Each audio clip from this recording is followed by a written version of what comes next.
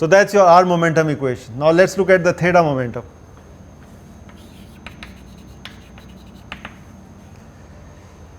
Theta momentum, there's nothing left here, nothing left here, so it gives us nothing. Okay. Let's look at the z momentum equation.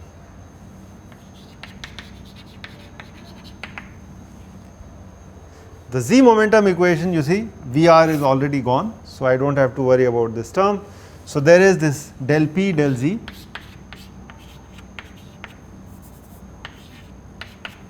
The pressure gradient, and this is equal to identically the viscous term, which is essentially mu by r del by del r of r del Vz by del r.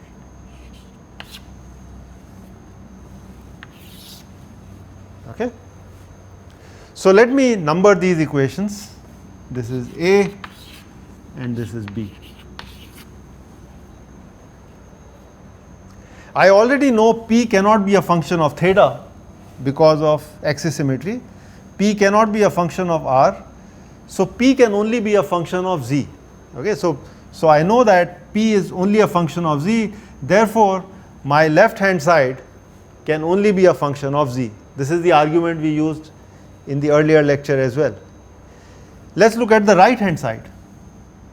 If I look at Vz, the axial speed, I have already shown you here, Vz can only be a function of r. Okay? It only depends on the radial direction. It neither depends on theta nor does it depend on z. So it's a very interesting situation. I have a left hand side that is a function of z, and I have a right hand side which is a function of r. Function of z should be equal to a function of r, and that can only happen if both the sides are actually constant. They can neither depend on z nor on r. So what equation B tells us is that both sides are actually constant and equal to r.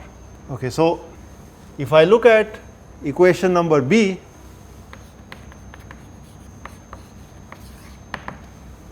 the argument being made is that RHS is only a function of r and LHS is a function of z. So both must be constant.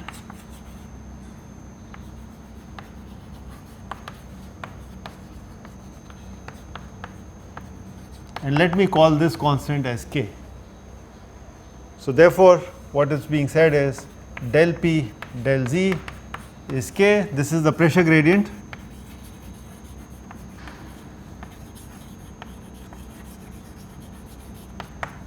And this is equal to mu by r del by del r of r del Vz.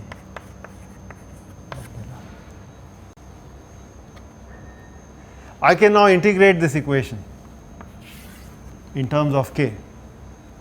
Again, like we said in the last class, for the plane Poiseuille flow and the which was flow between two parallel plates, that we have shown that the pressure gradient is linear, or the pressure gradient is constant, and therefore the pressure is linear. Okay, it's a fairly big accomplishment that pressure can only vary linearly. So I can integrate this.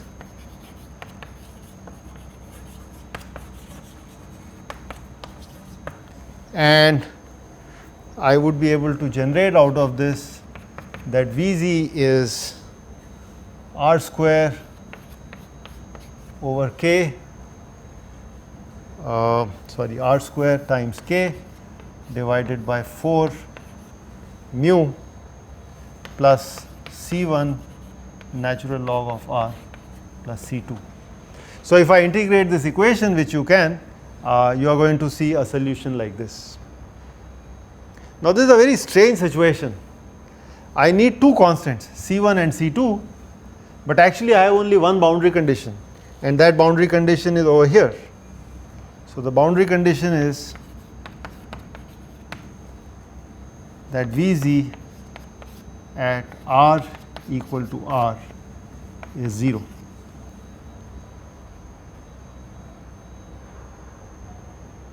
Okay. But I have two constants, C1 and C2. So how do I determine these two constants? So I now use my physics, my knowledge of physics, and I argue it like this. I have a pipe where the domain goes from r equal to 0 to capital R. So if I have an expression for velocity, it must give me something reasonable at all values of r. Okay, I cannot get absurd answers at any point in the domain. If you notice this expression, this term actually blows up at r equal to 0. Okay. So we should actually drop this term out. So note that the natural log of r term gives unphysical value, or rather unphysical behavior at r equal to 0, which really implies that drop this term. So I am actually left with only one constant, okay, this first term and then a constant C2. And if I apply the boundary condition, then C2 turns out to be 0. So boundary condition implies C2 is 0. I am sorry, it does not imply C2 is 0. I can use the boundary condition and say that Vz, which is 0, should be equal to r square k. So r should be capital R by 4 mu times C2. So this would give me the value of C2, and then I could get an expression for Vz, which I will simply write for you, and that's going to be minus k over 4 mu times r square minus small r.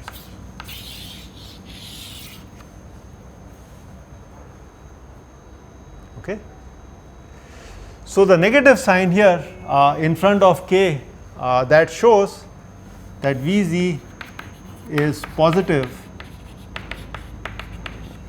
for negative k, which means that if I have a pressure gradient which is negative, then that's going to drive the flow in the positive z axis. If I had a pressure gradient which was positive, that means my pressure was increasing along the z axis. So I would have a higher pressure here and low pressure here. That would actually send my flow backwards. So I would have a negative Vz. So that's the physical interpretation of this negative sign. And you can see that this is a parabolic profile. So Vz max, this value is at r equal to 0, and that is given as minus k by 4 mu and r square.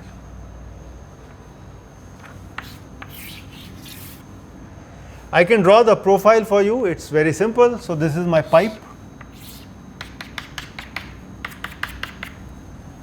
Okay. This is my z axis, and if I want to draw the profile at any location, then it's going to be parabolic.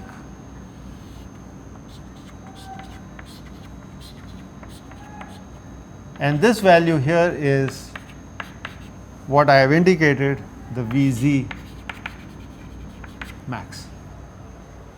Okay, so that's the center line value of the velocity at any cross section in the pipe. And what this means is it's the same velocity at every z section, and that's what we mean by a fully developed flow. We can also talk about V average. So I'm going to talk about this V average. So I could integrate this profile over the cross section area and then divide it by the cross section area and determine the average speed. So therefore that would be the integral from 0 to r 2 pi r V r dr, and this would be pi r square. And this would turn out to be minus kappa k over 8 mu r square, which actually is V z max by 2. So it makes sense. The average speed through the pipe is half the maximum speed. Okay. I could also compute the flow rate. So Q dot is the volume flow rate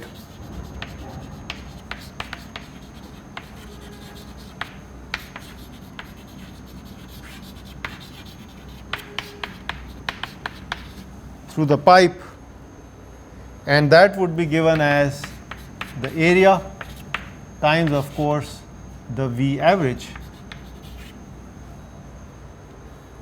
and that number would turn out to be minus pi r to the 4th times k divided by 8 mu.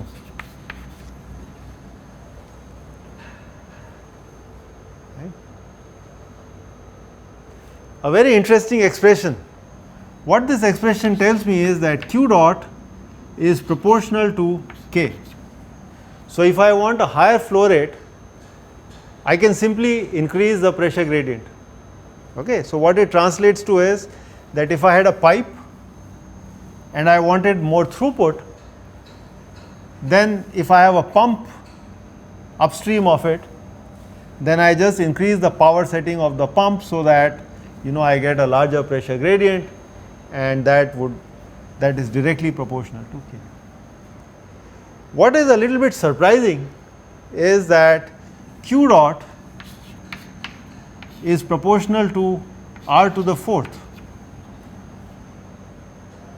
So essentially if I maintain, so for same K, if I maintain my pressure gradient and I increase r by 2 by a factor of 2, I double it up, then Q dot increases by 2 to the 4th, right? So that's 16 times. So I can get 16 times more flow rate by simply increasing the diameter of the pipe by a factor of 2. Of course, the catch in this situation is that I am trying to keep K the same, and later in the course we will see what is the implication in terms of energy. So if I want to pump, so if my motivation was to pump in more fluid through a pipe, okay, and I had to make a decision about what should be the diameter of the pipe, then what is the power required versus the output that I would get would be a very important parameter, and these numbers would become extremely important when we look at that. Okay, there is one small thing that I wanted to show you is about the shear stress. Okay, what is the shear stress in the pipe because of this flow? So we'll use exactly the same logic we use for the Cartesian coordinates, and then I will illustrate a very cute observation to you. So we would now like to look at the wall shear stress. So let Tw be the wall shear stress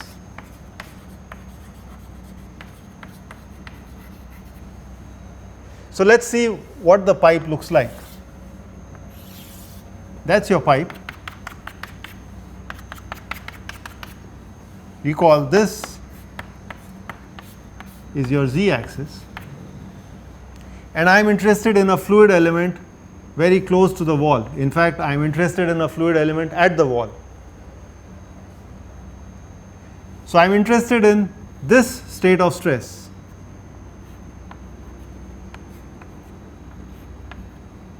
So there would be these normal stresses and then the shear stresses. I am particularly interested in this quantity over here. This is the wall shear stress. And it's easy for you to identify which stress this is. So we are talking about a face that is pointing radially outwards. Remember, this is the radial direction. The theta direction is with the curl of my fingers. Okay? So therefore, this would be tau, and since this is the radial face, so the first subscript would be r, but then I am interested in the direction along the pipe, so tau rz.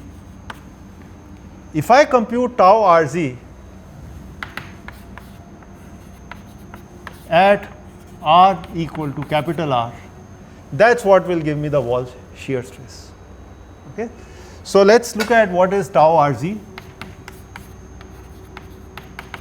So that would be mu times del Vr by del z plus del Vz by del R. We already know that there is no radial speed. Okay, there's only a axial speed flow in the pipe. So this is the quantity we are looking at. So I'll give you the expression. So tau rz at the wall, which is actually tau wall, is going to be 4 mu. So all you have to do is just take this expression and take its derivative with respect to r, which is very simple, and plug in small r equal to capital R, and you would get this expression. So it would be 4 times mu times the Vz average divided by R. Makes sense. So my shear stress is proportional to mu, that means the coefficient of viscosity, and it's also proportional to the speed, the average speed, and the average speed in turn is proportional to k, the pressure gradient. So it makes sense. If I increase the pressure gradient, my flow accelerates. Accelerates in the sense that I have a higher speed. I should not use the term accelerate because we are really talking about a fully developed flow. So I would have therefore a higher shear stress as compared to a lower pressure gradient and lower speed. Okay. A useful quantity is Cf, which is the coefficient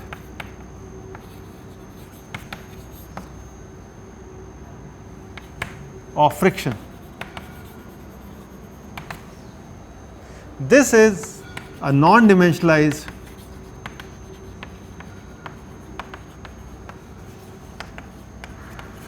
wall shear stress. So the way it is defined is Cf is the tau wall, and we are going to non-dimensionalize with a quantity which has the units of stress.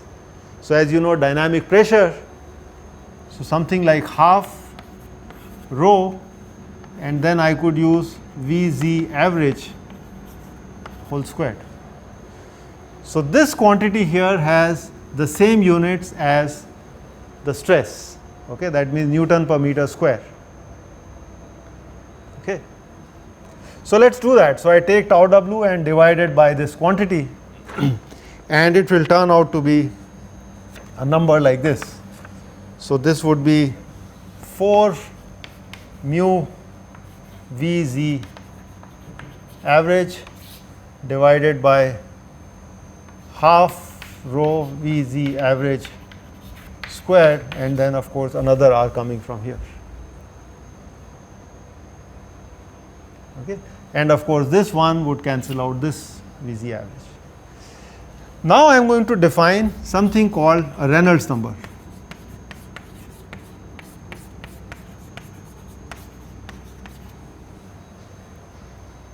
We will talk about Reynolds number in more detail in later lectures, but let me just give you the definition.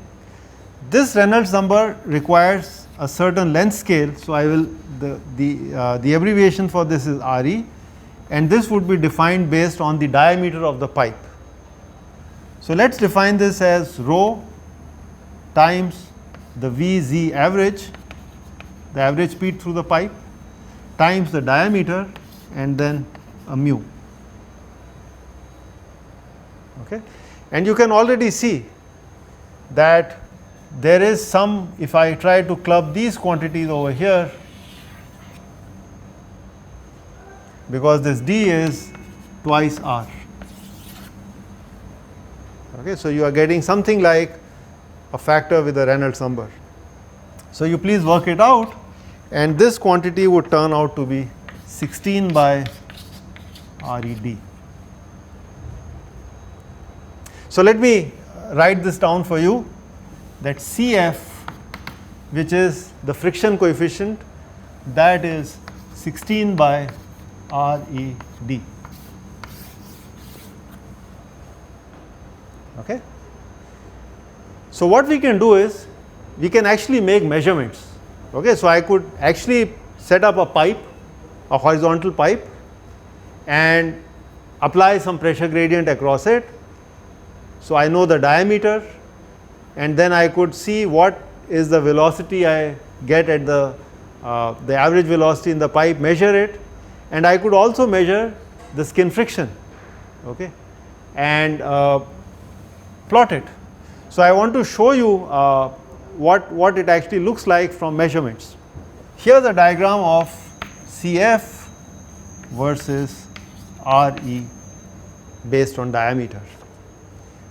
So this could be like 1000, this could be 2000, 3000, 4.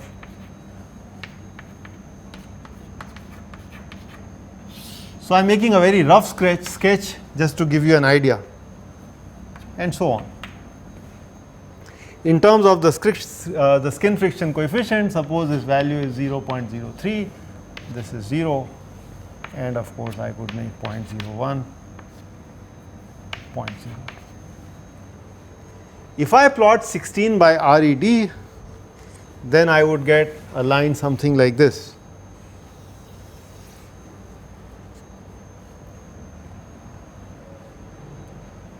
So I would have to plot this on a log scale. I'm sorry. So you would get a curve like this. So this is Cf equal to 16 by RED. And what people see is that you would get some points from measurements very close to this. But then something happens at Reynolds number of close to 2000. And what people find is that these points, they actually cluster around,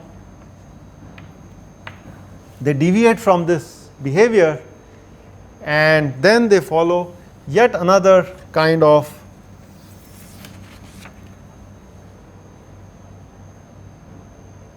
a pattern, and you would get results close to this.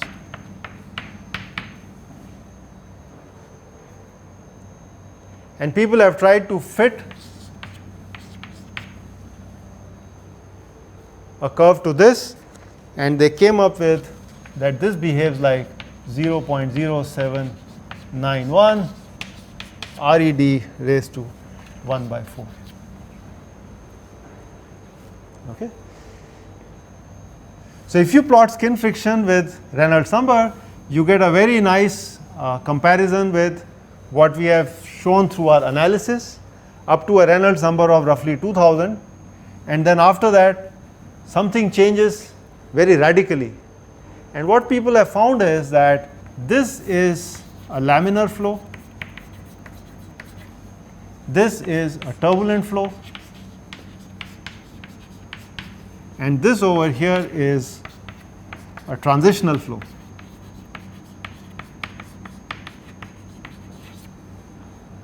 Okay. So as you increase the Reynolds number, the flow which was initially laminar, okay, it goes through some kind of a change and eventually it becomes turbulent.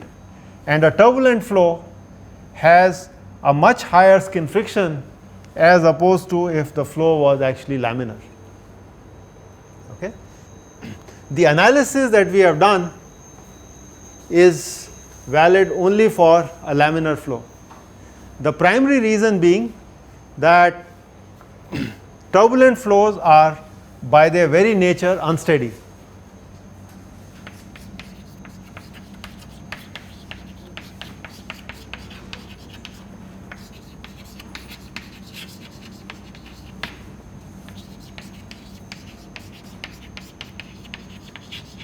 So all the assumptions that we have made to derive this expression over here is not valid for a turbulent flow. Okay, it is valid only for a laminar flow. So I hope you have been able to learn something about flow through a pipe, and I would like to show you some images of some experiments of what happens when you have experiments at low Reynolds number, at some moderate Reynolds number, and then high Reynolds number. So I would like to show you some pictures. So I wanted to show you some examples of a laminar versus a turbulent flow, so that you can keep the discussion in the right perspective. So this is the flow from a faucet, a tap, and if I open the tap for a very small volume flow rate, then you see a jet that comes out of this tap, and it's almost glassy. That means you can see through it and it kind of contracts. So this is an example of a laminar flow. So that's what is written here. On the other hand, if I now increase the volume flow rate fairly high, then there is a marked change in the characteristic of the fountain that comes out of this tap. As you will notice, this one here is very glassy, you can see through it, whereas here the water seems to be gurgling out of the tap. It seems to have entrapped some air bubbles from the surrounding liquid, from the surrounding air, and that kind of makes it opaque. Okay. So this is an example of a turbulent flow. This is a laminar flow, very organized, there is heavy mixing here, and that is what is marked as a turbulent flow. So people have been wondering what is the difference between a laminar flow and a turbulent flow, and what actually leads to this transition from a laminar to turbulent. Professor Osborne Reynolds, he did some classic experiments on the transition to turbulence. What he realized is, if he takes a pipe, so he set up an experiment with a pipe over here, so he can put dye through this pipe and then take pictures of what happens to the dye as it travels through the pipe. But what he realized is that this whole phenomena of transition from laminar to turbulence is very significantly dependent on the disturbances. For example, if I walk through a room and somebody is doing experiments, it could cause transition. So from experience, he built this setup so that he isolates the setup from the disturbances in the laboratory. So that's why it is set on an isolation pad, and he himself stood on it. So the experiment is very simple. He can control the flow rate through the pipe, and he can inject dye and then see what happens to the flow. So let's look at some pictures. So this is a close-up view of what is happening here. So that's the glass pipe, and then he introduces the dye in it. If the dye remains in a straight line, that means the flow is laminar, and then if it starts kind of oscillating, that means there is some mixing taking place and the flow is no longer laminar, it is going towards a turbulent state. And finally, if there is heavy mixing, which would end up showing as the dye getting completely diffused, that would imply that we have transitioned to a turbulent state. So, that is more or less his experiment, and I wanted to show you some pictures. So, this is a flow picture that he would see through his pipe at a very small volume flow rate. So, you can see there is a dye injected here and it remains horizontal all the way through. So, that is definitely a laminar state. If you increase the flow rate a little bit, then you can see these little wiggly structures they develop. So, now the dye is oscillating. So, it is not clear whether it is a fully turbulent flow, but it is certainly not laminar. So, that is what we mean by a transitional flow. It is now transitioning from a laminar state to perhaps something which will come later, which is highly diffused and a turbulent state. So, there you go. As you increase the volume flow rate even more, that means the Reynolds number has now increased, and then going from this pattern, which was a very nice laminar flow, you get some disturbances here and far more disturbances in this, and finally you would see that the number of oscillations here has increased, even the time period or the spatial wavelength of these oscillations has reduced, and so on and so forth. So, I hope you have got a feel for what is meant by a laminar flow, what is a turbulent flow, and the analysis, the very simple analysis that we did by looking at these equations in cylindrical coordinates, they are valid only for the laminar flow regime. These three regimes that I am showing you here, the flow has become unsteady. So, you would see an oscillatory behavior of the dye, which would imply you cannot throw away the unsteady terms. Neither can you now assume axisymmetry of the flow in the pipe, because certainly there is some kind of a disturbance which is varying with theta. So, therefore, the simplistic analysis would break down, and that is why you get very large skin friction factors which were shown in that diagram. Thank you very much.